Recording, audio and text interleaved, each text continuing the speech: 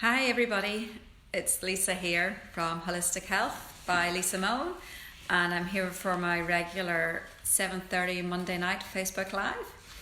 And tonight we're going to be talking about ADHD. And last week we focused very much on foods and components of food and food additives and the effect that can have on your child's behaviour. So this week we're going to talk about, once you've cleaned up the diet, what sort of deficiencies or toxins could be present in your child, which can also cause symptoms of ADHD. So as I always say, diet comes first, and then looking at nutrient deficiencies and supplements comes on top of that as kind of the icing on the low glycemic index cake. So that's what we're going to be talking about tonight. And then at the end, I'll just let you all know about the online program that I have called Create Cool, Calm and Cooperative Kids, which is specially designed for children who have ADHD or other behavioural concerns. So I'll talk about that at the end. And just to let you know, next week we'll be talking about reflux. So if your baby or your child has reflux and you would like to avoid medication or get off medication for the reflux, then stay tuned next week and I'll explain lots of practical tips to do that. So the first nutrient deficiency that can be a problem and can look like ADHD is iron deficiency. And lots of children get iron deficiency because they don't eat enough red meat. So we all know fussy eaters, and trying to get some red meat into them can be a real struggle. Although if you saw my post earlier, you'll see my liver sausages that I buy and give to my kids once a week. So that is the perfect way to get iron into your children, and they don't know that there's liver in it, which is the best bit. So there was a study in 2014 and looked at 1,200 children. So that's quite a lot of children. And they were between the age of 5 and 18. And half of the children had ADHD and half of the children didn't have ADHD. And there was a really big difference in the blood tests for iron between the group that had ADHD and the group that didn't have ADHD. So being iron deficient was then causing symptoms like ADHD. So what do you do about this? Well, the first thing I would say is never ever give a supplement of iron to anybody without doing a test first, because lots of people have something called hemochromatosis, where the iron will accumulate in their body, and having too much iron is just as bad as having too little iron. So don't just go out tomorrow and buy an iron supplement and give it to your child. You can give them more iron-rich foods like the liver or red meat, because it's really hard for most people to get too much iron that way. But if you want to do a supplement, you need to test first. And your GP can order that if you have a concern, and then you can start to supplement. And if you already know that your child has a parasite, or you suspect that they might have a parasite, that'll be another really good reason why they're not absorbing the iron from their food. And they might also have a bit of a leaky gut, so they're not absorbing their nutrients as they should. But 9 times out of 10, it's really just because they're actually not eating any red meat. The next nutrient deficiency, which is also really, really common, is magnesium deficiency. And if we eat lots of green leafy vegetables, nuts and seeds, then we should be fine and we shouldn't be deficient in magnesium. But a lot of the time, children are not eating enough green leafy vegetables. And even if they are, unfortunately, non-organic fruits and vegetables do not have as much magnesium in them as they should, because our soils have been depleted over time. Farming practices that are non-organic don't regenerate the soil and have all those nutrients. So to optimize your child's magnesium status, you would buy organic green leafy vegetables and give them to them every day. And the other thing you can do is have magnesium baths. So either Epsom salts, which is magnesium sulfate, or magnesium salts, which is magnesium chloride. Either of those, your child will absorb some magnesium through the bath water if they stay in there long enough, and that should help. So back in 2006, there was a study with 40 children who had ADHD, and they were given magnesium for 8 weeks. And the symptoms that they had of hyperactivity, aggressiveness, lack of attention were scored by their parents and their teachers over that 8 weeks. And by the end of the 8 weeks, the hyperactivity and aggressiveness were reduced and the attention at school was improved. And the key thing here is that when they stopped the supplements, those symptoms came back. So it just shows that taking a magnesium supplement will have a big effect on your child's behaviour. And if you stop taking it, well, then their behaviour goes backwards. You know that was the magnesium that was doing it. So certainly magnesium is quite a safe supplement to take, and it is one that you can take without testing levels. And if you give your child too much by accident, they might just get some diarrhea. So not the end of the world. The next one is zinc. So just remember, zinc makes you think. And there's another great study about zinc, which I've been doing a lot of research about zinc recently because I've been doing a literature review about zinc and ADHD. So in 2004, there was 400 children and they all had ADHD, and they were split into 2 groups. So half was given zinc and half was just given a sugar pill, so a placebo. And this went on for 12 weeks. And they did tests that showed that the zinc was better than the placebo at reducing the hyperactivity, the impulsiveness, and the impaired socialization. So isn't that amazing that zinc can improve a child's socialization skills? And it's another one that if kids are fussy and they're not eating enough red meat, then they could easily be deficient in zinc. And it's a really vicious cycle with zinc because zinc's really important for taste and smell. So if your child doesn't have enough zinc, they won't have good enough sense of taste and smell, which means they might be a fussy eater, which means they'll eat less meat, and that means they'll get less zinc. So it's a vicious cycle that you have to break, and one way to break it is by giving zinc. And again, it's one that you shouldn't really just supplement without testing, because zinc is in balance with copper in your body, and usually children with behavioural issues would have way too much copper and not enough zinc. But you need to make sure first, because if their copper and their zinc are in balance and then you give them zinc, then their copper will go down, and that has other issues. So do a test and find out, and then zinc is a really good one for ADHD. The sunshine vitamin D, it cracks me up that in Australia, with all fair-skinned people like me in Australia, that people can be vitamin D deficient. And it's because it's been drummed into us, slip, slop, slap. And that's great because it stops us getting wrinkles and it reduces skin cancer. But we do need some vitamin D. So we need to really work out with our own family and our own skin tone how much sun we can safely get to get enough vitamin D. And as well as the slip, slop, slap campaign, we've sort of evolved over the last 30 or 40 years to eat less of the vitamin D rich foods. Another great example is the liver that we had tonight in our liver sausages. And so make sure your children are getting organ meats is a really good start, but make sure that they're getting out in the sun. And it's fine to wear the big hat, because the best bit of your body to convert the sunshine to vitamin D is your tummy and your lower back and your bottom. So get the kids outside at the weekend and try and get them some sun. So again, I have a study to back up what I'm saying, because people often say to me, oh, but there's no science to support any of this, or if that was true, my doctor would have checked for these things first, which you're absolutely right, they should have. But there's so much research comes out every day, and most GPs or paediatricians are working 40 hours a week as a GP or paediatrician. So they're not necessarily gifted with the time to keep up with research, and that's unfortunate. But that's why you may have heard somebody say, oh, there's no science to support any of this. It's because the science is there, but maybe they haven't come across it yet. So in 2012, there was 37 children with ADHD and 37 without ADHD, and they got tested for vitamin D.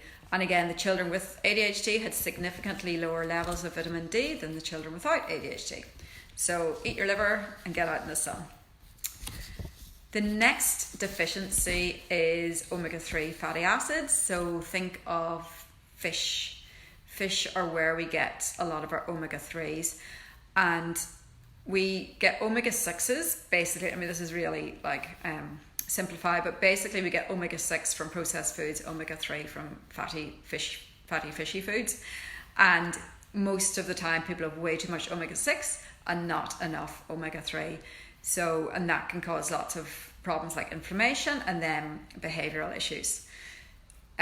So there was a trial of 13 kids and primary school age, and these children had autism, but they also had severe tantrums, aggression and self-injurious behaviour, so banging their head on the floor and things like that. And for 6 weeks they took omega-3 supplements, and the children who took the omega-3 had less hyperactivity than the children who took the placebo. But don't buy those Vita gummies that you get in the chemist that are fish shaped and brightly coloured, because they're just sugar. If you look at the milligrams of omega-3, it's really negligible. It's a complete rip-off. So don't buy those, get a proper supplement. Usually a liquid is the best way to get a decent dose into your child. So those are the deficiencies, so nutrients that we should have that children with ADHD don't have enough of. Now we're going to talk about a few toxins that can be in your child which shouldn't be there and can also cause hyperactivity, inattention, impaired socialization, all those things. So the first one is lead, and you might have heard the phrase mad as a hatter, which referred to people who used to make hats. So milliners used lead in that process and it sent them crazy after a while, so hence the phrase mad as a hatter. So lead isn't used that much anymore. So lead was phased out of paint in Australia in about 1983. So you won't be going to Bunnings and buying a tin of paint with lead in it. So that's all good. But who has lived through renovations with their kids where you're tearing down walls that were built before 1983? I'd say a lot of people. So all that old paint that's coming down in dust, that contains lead. So if your child has lived through renovations, they may well have lead in their system. And you can find out very easily by doing a hair test. So you just clip off a little bit of hair, I send it off to the lab, and they can see if your child is excreting lead through their hair. Also, if you buy toys from China and things like that, that paint can have lead because not everybody has the same laws as Australia. So don't let your child chew cheap toys, just let them chew expensive toys. And yeah, there was a study in the US which looked at blood lead concentrations in children with ADHD, and it showed that there was ADHD, lead poisoning was a significant concern for ADHD, and a staggering 300,000 cases of ADHD in the US were attributed to lead poisoning. That's unreal, like that's literally amazing. And the other nasty toxin is mercury. And again, we shouldn't really come in contact with mercury. I remember at school we still had the mercury thermometers, which would break and we would see the little balls of mercury running away, which is just horrific. Or I used to have a mouthful of amalgam fillings. So that's 2 ways that I've been exposed to mercury.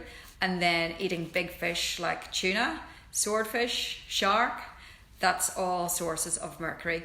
So we do get exposed, and if you had mercury fillings when you were pregnant, then your baby got exposed that way too. So there's a 2012 study on mercury, and it showed that it showed that fish was protective against ADHD, but only the low mercury source. So you want your fish for your omega-3s, but you want to have the low mercury one. So sardines are your best choice for that. Now, who has mold in their wardrobes?